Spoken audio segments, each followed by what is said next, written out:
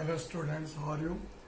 As I told, yesterday there was no class. Today I am taking.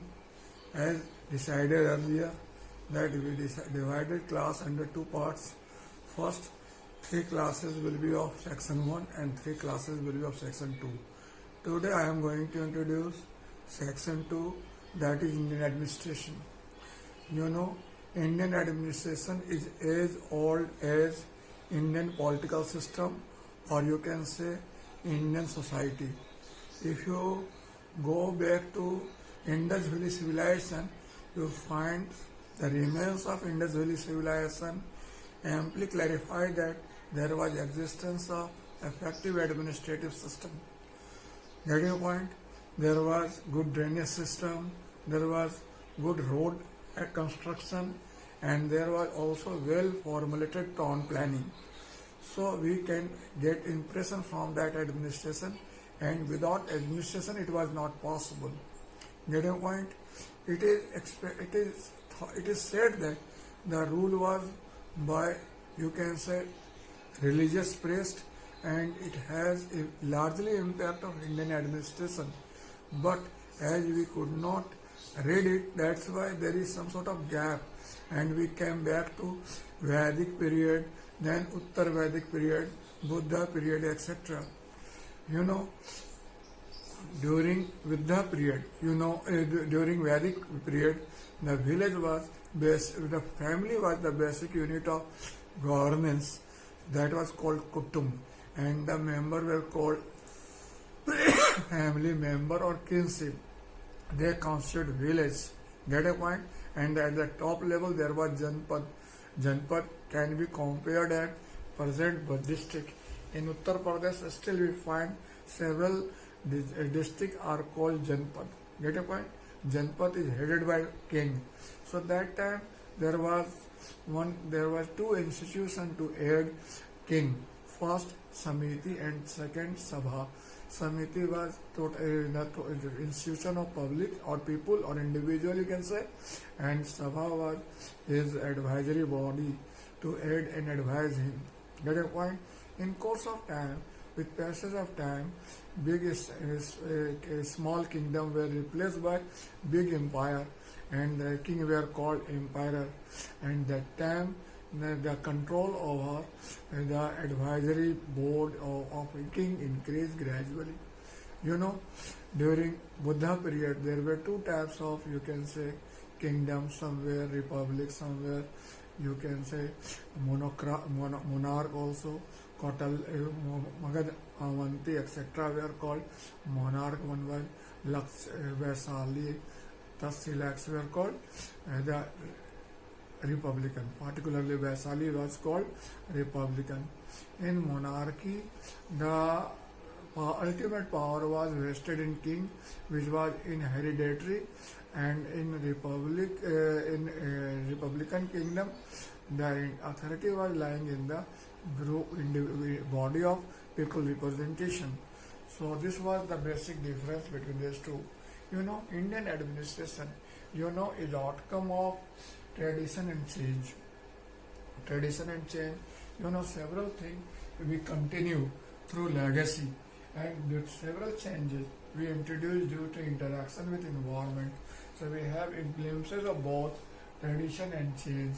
Several things which we have presently were also found during Mughal and Mauryan administration, and several things we adapted after independence or later on in course of time.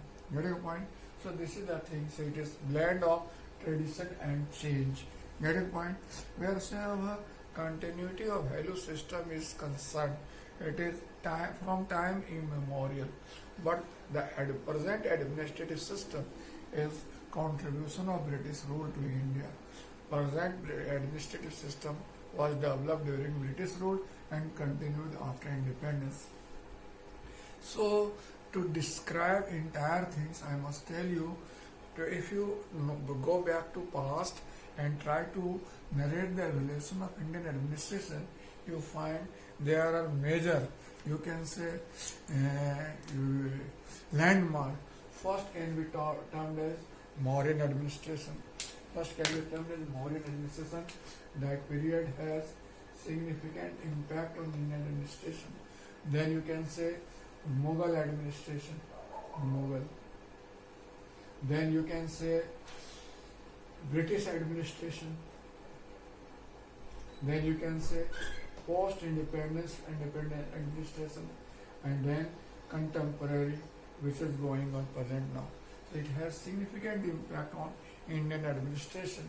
The Mauryan, Mughal, British, post-independence are termed as major landmark in the evolution of Indian administration. Today, I am focusing on Indian Mauryan administration, which is also called Kautilya administration. Why? Because Kautilya has architected this administration. Kautilya has given valuable contribution to this administration. The major source of information with regard to modern administration is Kautilya's Arthashastra. Kautilya is also known as Chanakya Vishnugupta. This book is supposed to be written in between 300 to 100 BC. About this book, there is lot of confusion. Some scholars say that it is book of economics. Some claim that it is book of law. Some claim that it is a book of political science. Some claim that it is book of public administration, political science. Then what it stands for? In fact, Kautilya's Arthashastra is basically deals with statecraft, how a state is governed, how a state is managed. So this is some sort of statecraft. Kautilya himself, in his 15th chapter, tried to define his Arthashastra. In his 15th chapter, if you go through the book, you will come to know that he has tried to define what is Arthashastra. It is written perhaps in Pali literature, which says that Manusyanam Vriti Vrat Manusyavati Bhumi Rityartha Tasyam Prithibhya Labha Palanopaya Shastra Sastramati. You can find in Hindi book. You will not find in English book this statement. You may find in some Kautilya. You go through Prasad and Prasad administrative thinker. There you will find this statement. Manusyanam Vriti Vrat Manusyavati Bhumi Rityartha Tasya Prithibhyam Lava Palanopaya Shastra Sastramati. This statement says that the profession of mankind is called earth. The profession of the livelihood of mankind is called earth, and the land, or you can say earth, associated with mankind is also called earth. So to acquire bhumi means land, and to manage it called Arthashastra. To acquire land and to manage land is called Arthashastra. According to Kautilya Arthashastra, he tried to explain this thing in his 15th chapter. Get a point?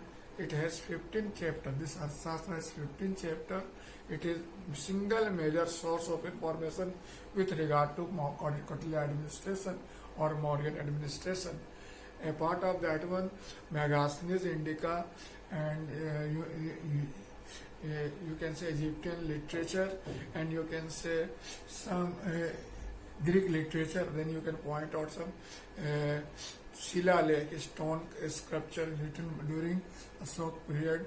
Ashok period are also termed as major source of information, but the main information is Kautilya Arthashastra. Get a point?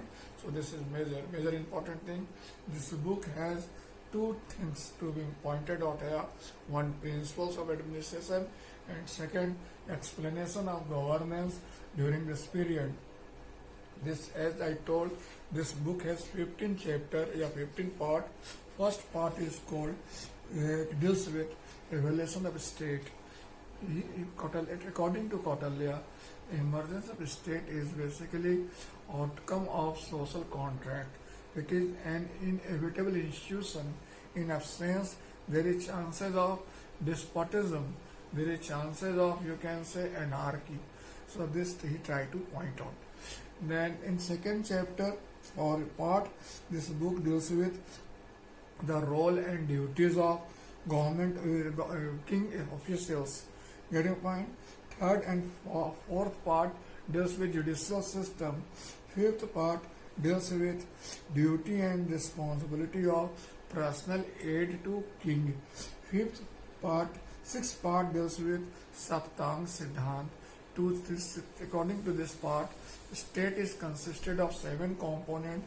That is, first is called king, second is called minister, third is called fort, fourth is called territory, fifth is called treasury, sixth is called armed forces, and seven is called friend. They all constitute a state. Getting point, and organic unity amongst them is essential. Before taking any decision, king must consult all these factors. Getting point? So this is basic thing. In the rest part of Kautilya's Shastra, there is, you can say, details of foreign relation. That is called Mandal Siddhant. Kautilya tried to divide state under 4 categories: Vijeta Raj, Hari Raj, Madhyam Raj, and Tathastha Raj. What is Vijeta Raj? Means victor. Victor means those who try to expand his empire is called Vijeta, like China or America. Then Hari Raj, which is against empire building, like Rus to America, is called Hari Raj. Getting point? And Madhyam, neither friend nor enemy, like India. And 4, neutral, Udasin, Tathas, which has nothing to do what is going on in world.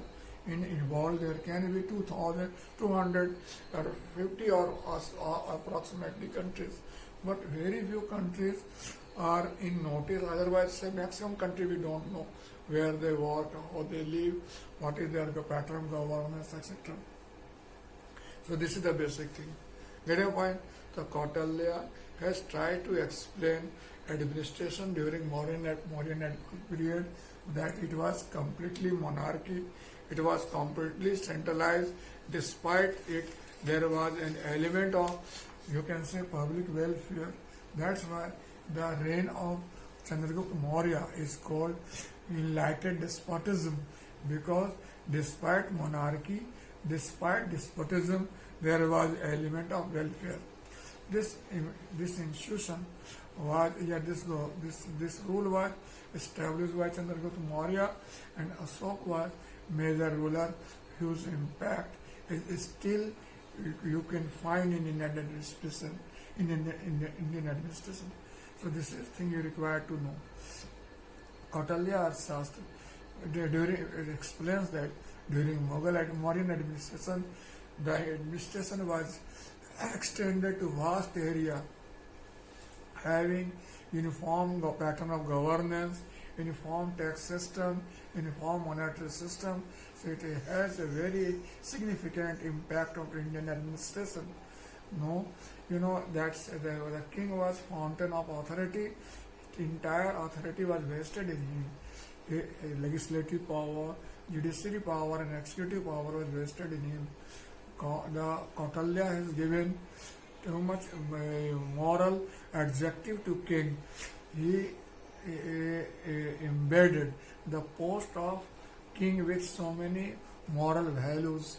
According to Kautilya Shastra, as you know, Pragya Sukhen Sukham Ragya, Prajanam cha hite hitam, Natmam priya hitam ragya, Prajanata priya hitam.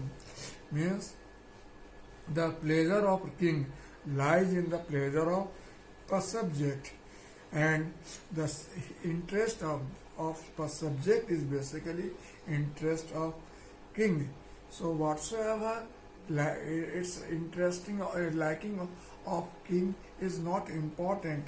That is what is interest of people or subject is basically in the interest of king. So king must focus only in public interest. King must work only in public interest. He has nothing is on. Even Kautilya tried to divide the his daytime and night time under 8 pahars, 8 pahar. First pahar, second pahar, everything is defined. 1 pahar is of 1.5 hour. Getting point? First hour for defense and financial activity. First pahar of daytime. Second pahar is concerned with municipal activities. Third pahar for personal work like bathing, food, lunch, etc. Fourth power for treasury and appointment related function. Fifth power for advice, correspondence, sacred matters, etc. Sixth power for entertainment of king. Seventh power inspection of weapons. Eighth power discuss on defense affair. In the same way, the night is also divided under eight power. First power deals with meeting with higher official and important dignitaries. Second power deals with bhojan, reading, etc. Third power for amod parmos, for entertainment. Fourth and fifth power for sleeping. Sixth power for giving attention or his duty. Seventh power for discussion with spy, and eighth power is for pratna or prayer. So Kautilya has given too much value. This question was asked in UPSC. The same thing, Ragya Sukhan, Praja Sukhan, Sukhan Ragya. Once in UPSC, this statement was given, and it was asked, compare and contrast Mauryan king with present prime minister. So this type of things you can find here. Getting a point. To aid and advise king, there was a team of 18 higher officials. These officials were supposed to be very important one. First was called Mantri. He was top advisor to king in all matters. Second was Purohit. He was head of religious department. Third was Senapati, head of defense of staff. Number fourth, Yuvraj, that is, you can say, successor of king, and was also advisor to king on important matters. These four were supposed to be very important one, and they have significant influence on governance. Fifth one called Dwarik, means chief reception officer. Sixth was called Antarvesik, guard of territory, a kingdom. Seventh was called Prasasti or Rashtrapal, top police official. Eighth was called Samaharta, means collector. Nine was called Sannidhata, treasurer. 10th was called Pradeshti, territorial officer. 11th was called Nayak, head of infantry, or you can say city police head. 12th was called Nagar Nirichak, he was head of local body. And 13th was Vyapar Adhyaksh, he was head of industry and trade. 14th was Behwari, he was chief justice. 15th was, you can say, Antapal, he was border security, head of border security forces. 16th was Karmantak, he was head of mines. 17th was Artivik, he was head of forest department. Getting a point? So these were 18 were Mahapaur, that was head of top official of urban body. So these were 18 officials were supposed to aid and advise king or emperor on important matters. Get a point? Entire kingdom was divided into several provinces headed by Prantapati. Prantapati was a very important post. His duty was to get implemented royal order of king or emperor, and to aid and advise him there was team of committed official. Get a point? Usually very confidential person and person from royal family were appointed on this post. Get a point? The province, the province Prant were further divided into Rasthani, which can be compared with present district, which can be also called Kshetra. Get a point? The Sthanik is head of Kshetra or Sthaniya. He was head of revenue administration, can be compared with present collector. Get a point? That time Sthanik was head of 800 villages. The same way present district magistrate or collector may be head of 1000 villages. So this thing you require to keep in mind. Get your point? During Mauryan administration, local administration was divided in two parts. Local administration of urban area and local administration of rural area. Urban area was headed by municipality. Patliputra Nagar Palika is one of the best and you can say icon of local urban body. It was 30 members municipal council. It was divided in 4 parts and worked through committees. There were 6 committees. First committee dealt with industry and craft. Second committee deals with affair of foreigners. Third committee deals with property. Fourth deals with census work. Fifth, excise inspection. And sixth was sales tax collection. So these were important functioning of this committee during Mauryan administration. Wheresoever local governance is concerned, it was quasi-autonomous, headed by Gramik, which can be compared with present Mukhya. Get a point? So during Mughal administration, Mauryan administration, personal system was equally very good. It was well hierarchy administrative system. At a point, officers were appointed on the merit and qualification. They were given salary in money. They were very liberal salary structure, but there was strong vigilance over their activity. There was much concern on their duty and responsibility. Get a point? Sometimes there was comparison between Mauryan bureaucracy with Max Weber bureaucracy or ideal type bureaucracy. Sometimes it is also compared. Get a point? So that was really better one because it was having monetary economy, given salary on money. During Mauryan administration, it was said that salary was very liberal, and when there was 48,000 pun to higher official annually given to Yuvraj, Senapati, etc. So this was, you can notice, and can be compared with present salary structure. Now, wheresoever finance is concerned, Mauryan administration was very good wheresoever finance is concerned. Even that time there was IVA Anuman Patra like present budget and entire expenditure like expenses on royal family, expenses on donation, expenses on education, expenses on defense was in accordance with provision of IVA Anuman Patra. Land revenue was major source of revenue and it was decided 1/6 of produce. The head of the revenue administration at village level was called Gop, and the head of 10 villages was called Sangrahar. The 200 village head was called Kharbatik. The head of 400 village was called Dronmukh, and head of 800 village was called Asthanik, which can be compared with present collector. Second point, there were 2 top officials, Sannidhata and Samaharta. Sannidhata was for custodian of fund and Samaharta for collection of revenue.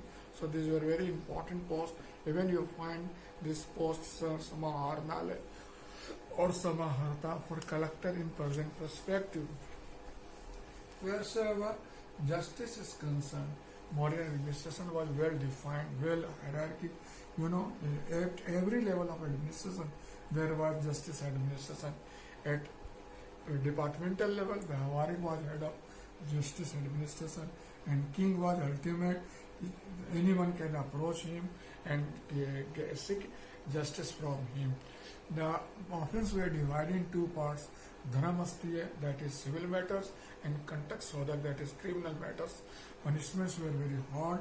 Even there was provision of capital punishment. And dispensing justice was based on, you can say, religious explanation. So that was very important during this period. Get a point? On the basis of above discussion, you can point out that Mauryan administration, or you can say Indian administration during Mauryan period, was very elaborate one, very systematic one, very, you can say, and defined one.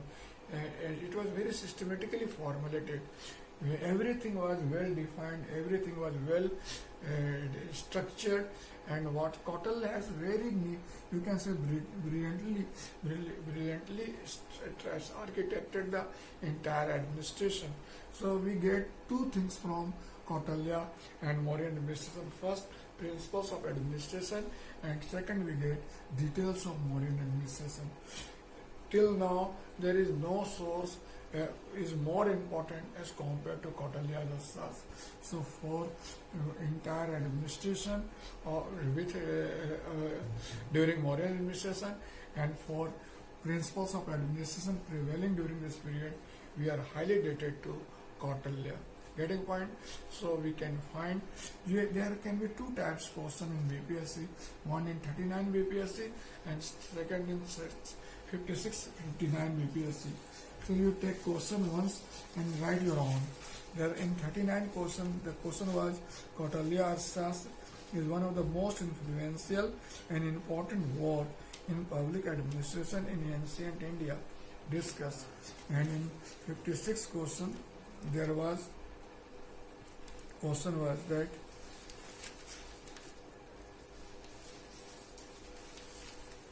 so you can write Kautilya saved the evaluation of Indian administration. Discuss. You try any question and try to post to me, and if you have any difficulty, you can contact me. I do hope this thing will give you detailed explanation. Even you don't know the things, if you divide these things, you can write from your own also. Presently, there has been question coming from the post-independent phenomena. Very few questions are now being asked from previous one. This time it is very important, maybe question from Mauryan, Mughal or British one. So get sure and be prepared thoroughly. Okay, all the best. Enjoy.